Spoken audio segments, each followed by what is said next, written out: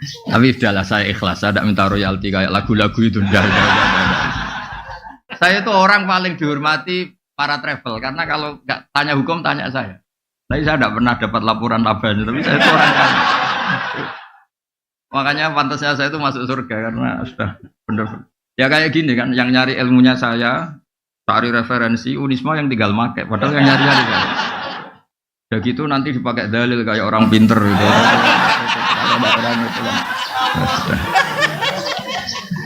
Tapi udahlah saya ikhlas, saya tidak minta royalti kayak lagu-lagu itu.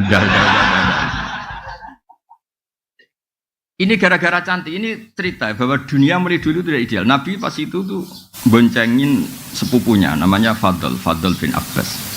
Ya kita tahu kan Muhammad bin Abdillah ini punya saudara namanya apa? Abbas. Yang diboncengkan Nabi namanya Fadl bin Abbas.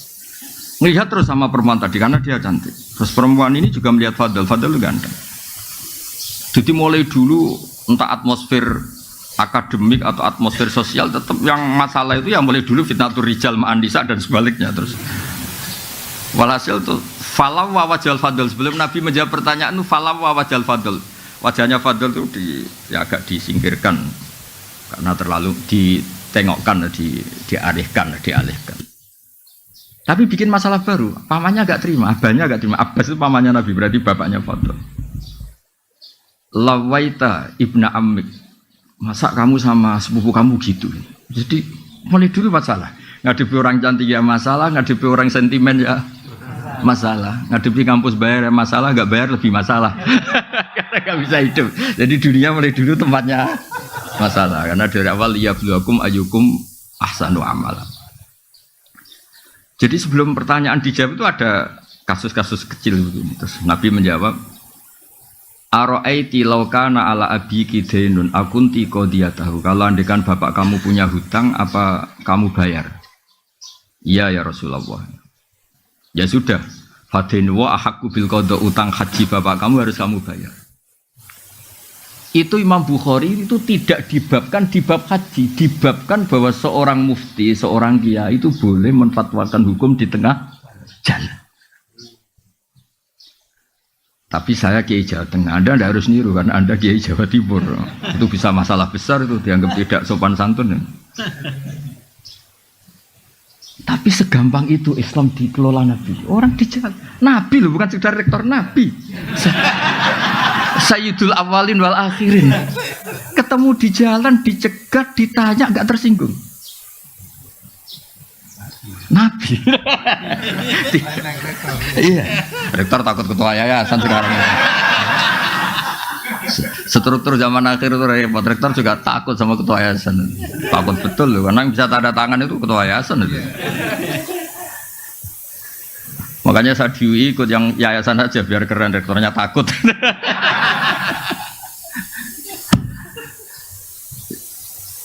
Ya itu satu ilmu. Itu kata Imam Bukhari babul futya fit thoriq. Bab memberi fatwa di jalan. Artinya begini, andaikan semuanya sistem kampus, kemudian perempuan ini ingin belajar tentang menstruasi atau tentang apa saja. Masa nunggu sampai semesternya, nunggu kejuruannya, oh ini fakultas apa itu. Ketika dia tanya kebutuhan agamanya, enggak bisa, kamu kan fakultas teknis, masa tanya agama? Padahal fakultas teknis juga butuh agama. Makanya menurut saya, Indonesia itu sudah bagus, ada struktural, ada apa? Kultural. Saya ini termasuk yang kultural, tapi kebetulan keramat jadi dipakai yang struktural seperti itu. Tapi saya tuh kalau dapat SK entah jadi apa, biasanya tak saya abaikan. Bukan karena sombong atau menolak. Memang nggak boleh kalau dua-duanya kekuatan ini sama-sama di struktural saja atau sama-sama di kultural. Karena kalau struktural tadi, masa orang tanya kebutuhan Islamnya harus nunggu sekolah di situ, nunggu semesternya berapa baru bisa diskusi sama dosennya. Itu pun kalau fakultasnya agama, kalau enggak. Makanya saya mohon kiai-kiai kultural itu ya harus alim betul, terus rileks. Saya itu memang enggak nerima tamu, tapi saya punya ngaji rebonan yang kayak begini. Orang bisa ngomong apa saja. Tapi biasanya laporannya sama, dimarahin istrinya. Laporannya sama. Jadi sahabat itu gak berani tanya Nabi, perempuan enggak saja, dipegang ke Nabi. Ya Rasulullah saya mau tanya, Nabi berhenti. Nah kemudian di bab haji, ini dengerin, di bab haji dibabkan lagi babu hajil mar'ati anir rojuli, sehingga di bab badal itu boleh silang. Normalnya kan lelaki diganti lelaki, perempuan diganti perempuan, tapi di bab ini, di bab kaji apa? Badal, itu lelaki boleh diganti perempuan, karena kasusnya tadi adalah perempuan mengganti haji bapaknya. Terus nanti suatu saat dibabkan lagi oleh Imam Bukhari babu niyabati hajil ma'dub. Jadi tidak harus mati. Jadi dulu orang Indonesia itu kadang benar-benar agak kacau. Bahasa kasarnya itu agak kurang ajar. Kacau sama kurang ajar ya beda tipis. Ada orang sudah sepuh, kaya. Dia sudah agak setruk. Kalau haji langsung apalagi pakai kuota apa plus. Itu kan sampai berapa? Sekarang kalau langsung berapa? Berapa? 400. 500-an. Itu tahu tok apa melakukan ikut haji? Oh, enggak berani kan. Sekitar berapa? 500-an. 6. Kalau kaji amanat, kaji badal berapa? Kalau 15. Lu itu kiainya itu saking kacaunya tadi. Udah biar mati aja nanti lebih murah. Itu kan ngawur betul, makanya saya bilang ngawur betul itu. Udah ini cerita nyata. Kebetulan terus kiai ini itu nyuwun sewu ya, ngajinya itu kayaknya detail saya. Jadi saya dengar keluarganya bilang itu, panggil kiainya suruh menghadap saya, biar mutola'ah lagi, biar belajar lagi. Belajar sama saya ada di juris, makanya ini hukum sudah jelimet itu. Panggil. Jangan nunggu mati. Kalau mau kaji amanat sekarang saja, mumpung masih hidup. Jadi beliau ikut niat, ikut mengalokasikan hartanya untuk haji. Kalau sudah mati itu hanya prosedur, harta warisannya nggak bisa diwaris sebelum menghajikan yang sempat berstatus apa mampu. Terus tak tunjukkan. Jadi sebenarnya kaji amanat itu dua, menghajikan yang sudah meninggal atau masih hidup tapi tidak mampu. Ya. Tapi di Indonesia yang terkenal tuh yang sudah meninggal, yang 15 juta tadi. Nah kalau langsung, kalau orang kaya kan mustatiknya haji plus, berarti kan 500 juta. Mendingan sudah mati kan tinggal berapa tadi? 15. Udah itu dijawab itu anaknya senengnya Masya Allah, karena dari 500 menjadi 15. Oh ngawur betul itu. Efisiensi 400. Ya efisiensi itu, efisiensi. Terus tak marahin sama tuh. Enggak, jadi sebetulnya kaji amanat itu dua. Al-hajju anil mayyit, menghajikan yang sudah meninggal. Kedua itu anil ma'dub, kalau dalam saya disebut apa ma'dub, orangnya sudah tidak mampu apa haji. Nah, saya termasuk kiai yang ikut menggerakkan cara masif gimana kalau bisa tuh mumpung masih hidup, sehingga ini ikut niat. So nginovane dolai, mobilnya banyak untuk haji saya. Dia ikut intervensi, tapi kalau sudah meninggal mungkin dia. Jadi kalau sudah meninggal sebetulnya mayatnya itu entah dapat pahala entah tidak tahu saya. Karena sebetulnya ini hanya untuk menghalalkan tirkah, menghalalkan warisannya. Bisa saja mayatnya jenis orang yang ketika hidup nggak pernah berkomitmen haji. Mungkin nyun sewu karena abangan atau pengetahuan Islamnya rendah atau kebetulan nggak jenis minat haji. Bagaimana dia dapat pahala haji sementara zaman hidup saya dia nggak pernah kepikiran apa?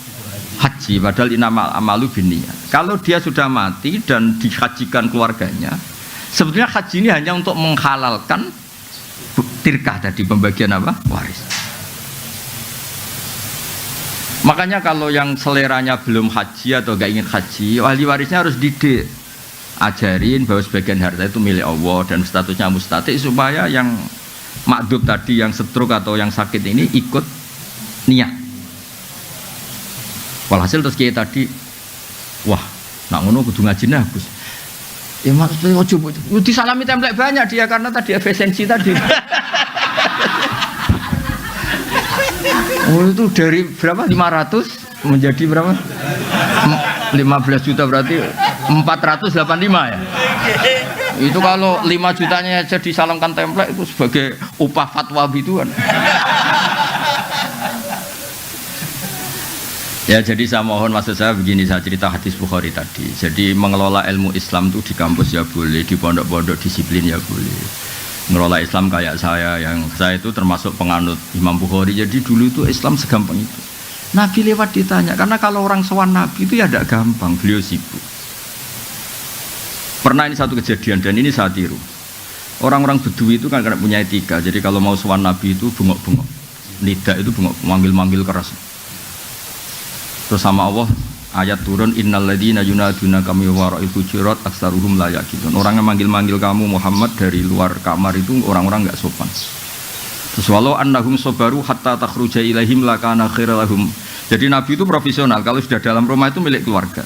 Itu sahabat yang beretika enggak berani sowan, salam yang enggak berani. Tapi kalau Nabi sudah keluar ke masjid, itu mereka ngerti ini milik publik. Makanya walau annahum sabaru hatta takhruja ilaihim lakana khairal lahum. Kalau Nabi sudah keluar itu milik publik, terus mereka berani tanya. Jangan kayak orang-orang nggak punya etika, kiainya pergi 3 jam, 4 jam baru masuk rumah, assalamualaikum, padahal kiainya mau ke kamar mandi mungkin. Itu diatur oleh Islam. Sehingga kita kan, saya misalnya yang saya alami, saya kan sudah fair ketika begini kan, istri saya tidak ganggu saya, anak saya, karena sudah milik publik. Boyo kalau sudah di rumah itu milik keluarga, makanya dulu sudah diatur sedemikian rupa.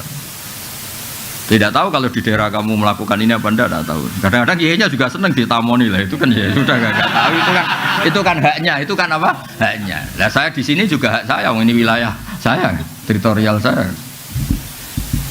Sehingga momentum Nabi lewat itu penting bagi orang-orang yang punya peradaban, karena ngerti ini Nabi kalau sedang di luar itu milik publik. Itu disebut walau annahum sabaru hatta takhruja ilaihim lakana khairal lahum. Jadi kalau mau komunikasi dengan Nabi, nunggu Nabi itu keluar dari area privat keluarga.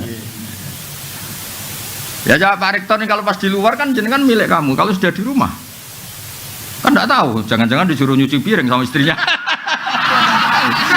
Karena sekali di rumah itu bisa hamba sahaya itu kan bisa masalah itu kan. Loh itu semua orang soleh. Yang paling masyhur kan cerita Umar itu. Umar kayak apa kerasnya itu di atas rektor itu Umar. Oh itu ada orang sering dimarahin istrinya matur ke Umar di rumahnya kebetulan. Habis itu pas itu istrinya jebodar jedar itu. Sampun ya Amirul. Lu sampun gimana? Kamu belum matur kok. Sampun. Ternyata apa? Iya hanya itu aja. Ternyata jenengan yang ngalami. Ya makanya kalau rektor di rumah jangan ada yang main ke sana, itu wilayah-wilayah privat itu. Bisa masalah besar itu, wah. Apalagi pas dimarahin di video, wah.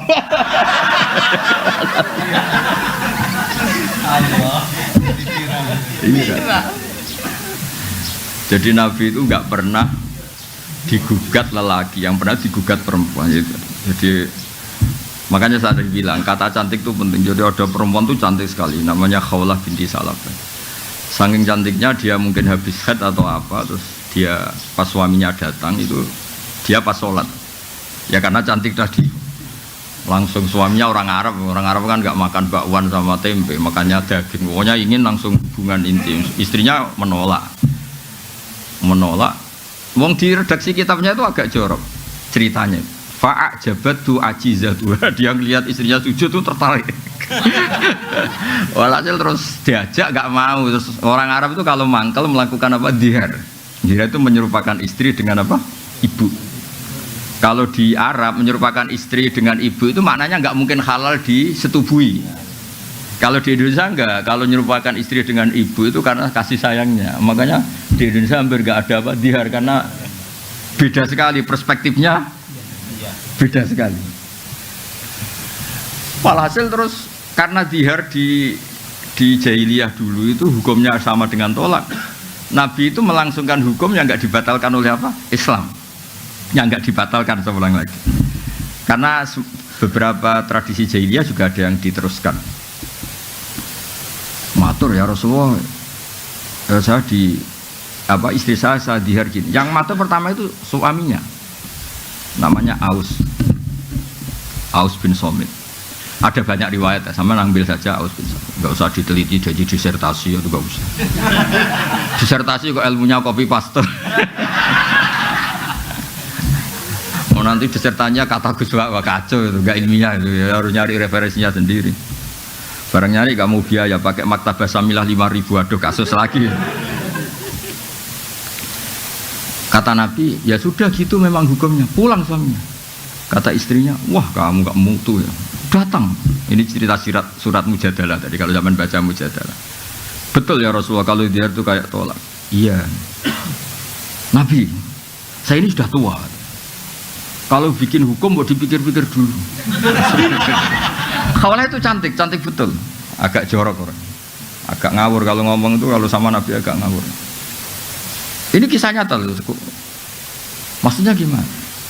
Kalau saya masih muda dulu, cantik masih muda, dihukumi tolak gak apa-apa, masih banyak lelaki suka saya. Ini saya sudah tua. Terus bilang, ngomongnya jorok, saya masih ingat bahasa Arabnya.